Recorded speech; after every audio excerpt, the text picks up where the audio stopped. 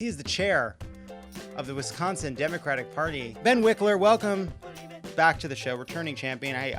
We haven't talked. The last time you were on the show, we were in a big live event in Wisconsin. A lot has happened since, but congratulations on the work you have done to help deliver Wisconsin. What an incredible achievement. First of all, Ben, talk to us about how you helped organize Wisconsin to deliver this victory. So this victory is the victory of thousands and thousands of people who've been working in the trenches for decades, and especially for the last miserable decade. I often say that the Trump era started in Wisconsin in 2010. It arrived in Wisconsin with Scott Walker 6 years before Donald Trump ran for president. And the damage that it's possible for this kind of stuff to do is visible in Wisconsin. They smashed organized labor. They ripped up voter registration rules. They defunded universities and funded prisons massively. They thing after thing after thing. And they rigged the rules to make it impossible for Democrats to win, they thought. And they won in 2016. And there was this question of, has Wisconsin become a red state? And the reason why it's not is that so many people decided that they were going to keep fighting back, even though it seemed like everything was lost. I grew up in Wisconsin. I was involved in politics as a kid and in high school. And then I moved away and I worked across the country and watched as the uprising against Scott Walker took place, watched as he crushed the opposition, and as people kept picking themselves back up and fighting. And moved home in 2018. God. Moved home in 2018. I got to knock on doors for Tony Evers' campaign, and was at the event the night that he won the governorship against Scott Walker. It looked like he had lost until midnight when they opened the absentee ballots in Milwaukee, and then he won by 1.1 percentage points. And I have to tell you, nothing prepared Wisconsin better for this election night than that election night.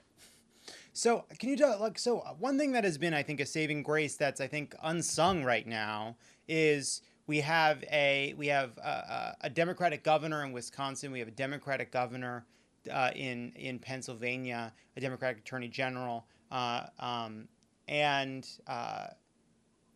that's been a huge relief in the sense that we've had people at the top whose core value is democracy, of making sure every vote is counted and not giving into the kind of right-wing paranoia and misinformation. Can you talk a little bit about how much of a difference it has made in Wisconsin to have people who believe in democracy in positions of power during this incredibly contentious period? Yes.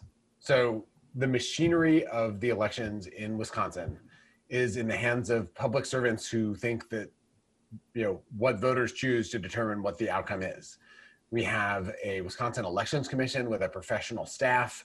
They've been working around the clock since the spring election, which was a disaster, and helping cities set up extra polling places, get PPE, mark out coronavirus social distancing lines.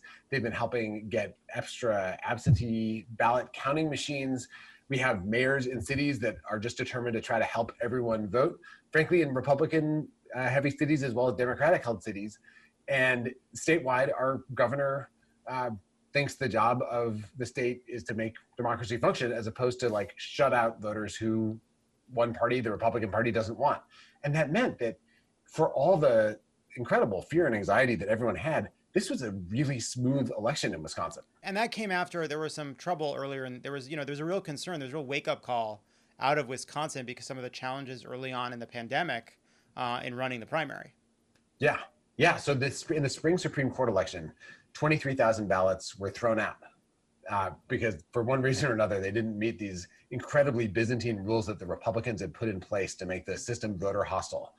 And as we went to the fall, the Elections Commission created a way to track ballots that were going to be rejected, and clerks started reaching out to people whose ballots, didn't have a signature on the envelope or whatever the problem was. And we at the Democratic Party, as well as the Republican Party, could download the list of people with those problems and reach out to them. So the absentee ballot rejection rate is close to zero. It's super, super low.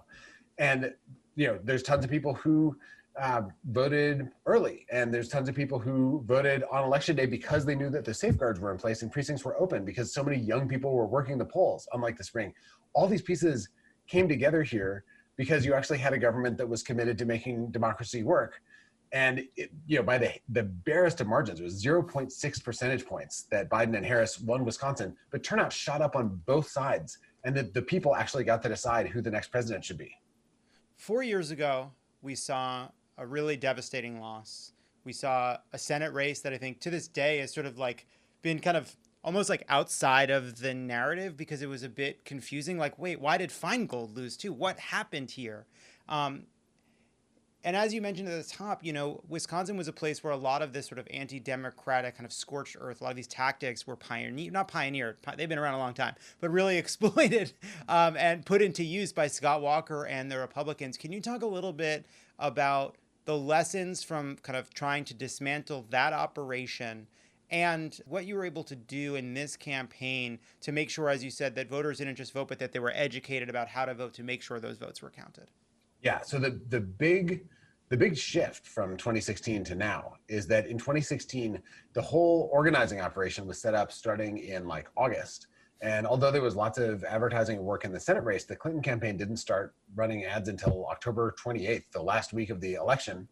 And there was this assumption that Wisconsin was a safe state. In the spring of 2017, my predecessor chair started building an Obama-style neighborhood team-based organizing operation, ran it all the way through the governor's race in the fall, and we swept every statewide race in 2018. And then I was elected chair the next year, and we supercharged this whole thing. We had a bigger team in the spring Supreme Court election this year than we had in the governor and Senate races in 2018. And that team knocked on almost twice as many doors as the presidential had 2 years before that. It was vastly bigger, and we used the spring election as a rehearsal for the fall, and we partnered with Stacey Abrams and Fair Fight, her organization, to build a voter protection operation starting in January. And what that meant was that we totally integrated this huge field organizing program with voter protection, so that if someone had a problem with voting, the organizer would call the voter protection team and they would reach out to that person. We had a 100% follow-up rate, and that helped all these people figure out how to deal with these barriers Republicans had thrown up. And we got a lot right in the spring, but if it had been close, we would have lost because of these Republican rules.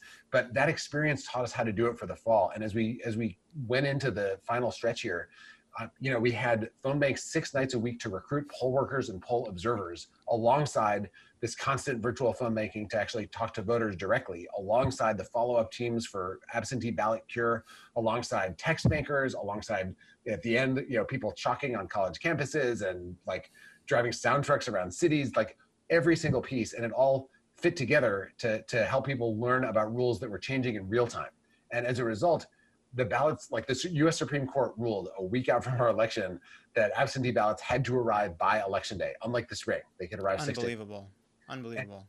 And we just used that as a kind of like giant alarm system to tell everyone, hand deliver your ballot. And by election day, there was no flood of ballots coming in the mail. People had gotten the message and they were hand delivering them.